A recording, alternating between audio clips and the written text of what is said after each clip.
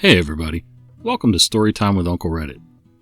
Today I want to read to you one of my originals, Bath Time for George. I like to think of myself as a reasonably intelligent person, most of the time. The following tale still shows up in my nightmares more often than I'd like to admit. Meet George. George is our 3-year-old, generic, American short-haired cat that we adopted from a local rescue as a kitten. George is a dignified, gentlemanly cat who has a very businesslike demeanor that would go well in any large corporate boardroom. He's perfect for our lifestyle. George likes to play for short periods of time, but the rest of the time he'd rather just sun himself on the windowsill or hang out with my wife and I while we watch TV in the evenings. One spring day, a couple years ago, I noticed George had been scratching at himself and incessantly washing certain areas of his body.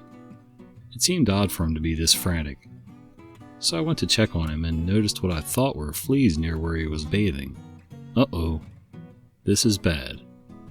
My wife doesn't handle flea bites very well, and once they're in the house it can be a real pain to try and exterminate them. So I had a brilliant idea. George needs a bath. While my wife was away at work, I set about collecting everything I would need, including the special shampoo, special brush, flea comb, and extra towels. Then I began running the bathwater so it would be ready before I brought George into the room. At this point, I think I'm as prepared as possible, so I go to gather George so we can get done and then enjoy the rest of the day. It's amazing how a 16-pound cat, who always seems to be in your line of sight any other time, is nowhere to be found when you run bathwater for them. How do they know? I mean, we run bathwater for ourselves at least a couple times a week. Was he psychic? I may have underestimated George's paranormal abilities. After about 30 minutes of searching our little 2-bedroom apartment, I finally found George nestled into the space between the top of the refrigerator and that little cabinet above. There couldn't have been more than 3 inches in that space, but he had flattened himself out like a bat and backed in well out of reach. Only his eyes were visible at this point. This was going to be a challenge. The only way I was able to remove George from that little cavern on the fridge was to slide the fridge forward and away from the cabinet above. As I got the fridge to the point where I could reach the cat, he launched himself like a caped superhero from the top of a tall building. Luckily, I was able to catch him in midair. George looked disappointed. I held George close to me and patted him gently while whispering reassuringly into his ear. Evidently, he wasn't buying the whole, "Who's a good boy? It's okay. You're going to be fine." I could tell from the primal guttural sounds coming from deep down inside his little body as he tensed in my grasp. At this point, I'm beginning to worry a little, but we must soldier on. We've got to nip this flea situation in the bud. As we made our way down the hall toward the bathroom, I could feel George getting more and more tense, like we were walking the Green Mile. The desperate noises were now becoming slightly more demonic in nature. But staying confident in my abilities, I managed to get the two of us into the bathroom and close the door. I began leaning forward to gently place George into the shallow bathwater so we could get started. But George had other plans. You know how all animals have that fight or flight response? Well, George seemed to be missing the flight part.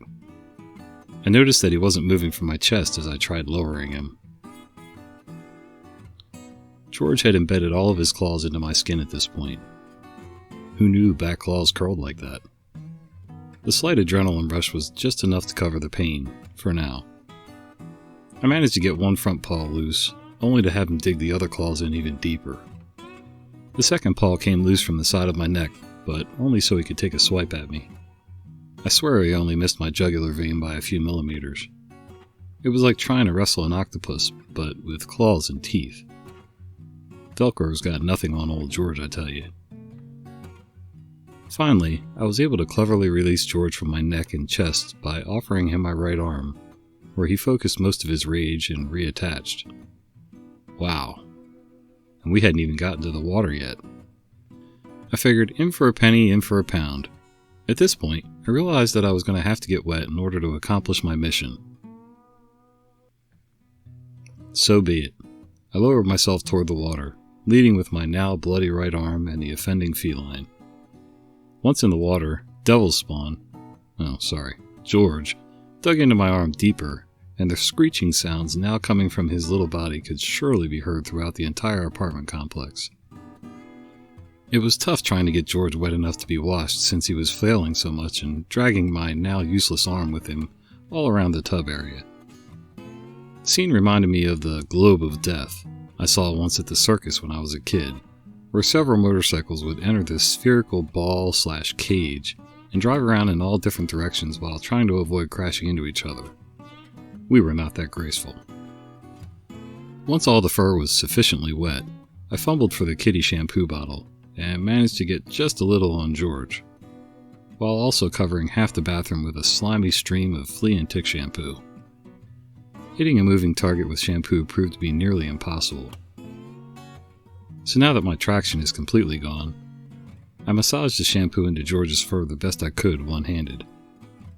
He seemed to be relaxing his grip just a little. Maybe he was starting to realize I wasn't really trying to hurt him. Or maybe he was actually enjoying the warm bath and decided to just roll with it. Nope. In the blink of an eye, George had transported himself from my right arm to the left one. I guess the blood supply was getting low in that arm. It was actually quite magical, like watching a very wet, very angry David Copperfield disappearing from the top of one building, only to reappear on the top of another one across the Vegas Strip. Side note, I think I'm missing a chunk of my left thumb. Now I was beginning to get a little lightheaded. I guess the blood loss was more than I had realized. But like the good cat parent that I am, I wasn't about to give up on my good boy. I was pretty sure that I had lathered every part of George possible, but it was hard to tell since there were splotches of red-tinged shampoo everywhere. I turned on the water so I could rinse out all the suds, and as soon as I pulled the little pin that allows the water to come from the actual shower head, George's eyes got even wider, like big black dinner plates. I swear I could see my own death through those eyes. In one swift move, George managed to teleport himself to the back of my neck. Unlike my right arm, he left my remaining arm still mostly useful, aside from the missing piece of my thumb. So I grabbed at him to try to get him into a position where I could get him rinsed, and then we could figure out the drying part of this cage match. But it was no use. No matter how hard I tried, I just couldn't get my arms to bend back far enough to get a good grip. I had another idea. In a moment of sheer brilliance, I decided that since we were both already wet, I would just step into the shower and rinse us both off. Evidently, my decision-making skills are getting worse. As I backed into the stream of water, George figured out a way to steer me so that I was between him and the shower head. The way his claws were embedded into my neck, he was able to maneuver me like a horse with a bit and bridle. I leaned forward quickly to get him back under the stream. As I flung myself forward with a bit of force, my feet shot out from under me, and I went face first into the bottom of the tub. I'm pretty sure this is the point where I lost one of my front teeth. But hey, at least he was rinsed. I reached up from my puddle of shame and felt around for the handle so I could turn the shower off. Once the water was off, George went into flight mode. Finally. After he released me, I experienced a brief blackout. I'm pretty sure I saw the light right there, face down in my tub. But today wasn't my time, I guess. When I came to, I looked around to see George sitting on the toilet seat, staring at me while grooming himself. He had a look about him, like a serial killer who keeps his victims around just so he can torture them. His eyes never left mine, kind of like one of those creepy dolls, or a holographic Elvis picture from the 70s. That look will be seared into my brain forever, I'm sure. What are the signs for a stroke again? I turned over onto my back to keep from drowning myself in case I blacked out again. As I lay there, contemplating my choices in life, I could hear my wife enter the apartment. She called my name several times, but I just didn't have the strength to answer with more than a whimper. She finally made her way to the scene of the crime and slowly opened the door.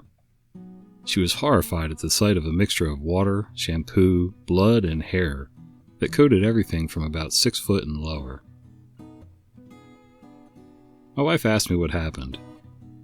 I tried to tell her how I needed to bathe the cat in order to keep fleas out of the apartment, and how evil George had been to me.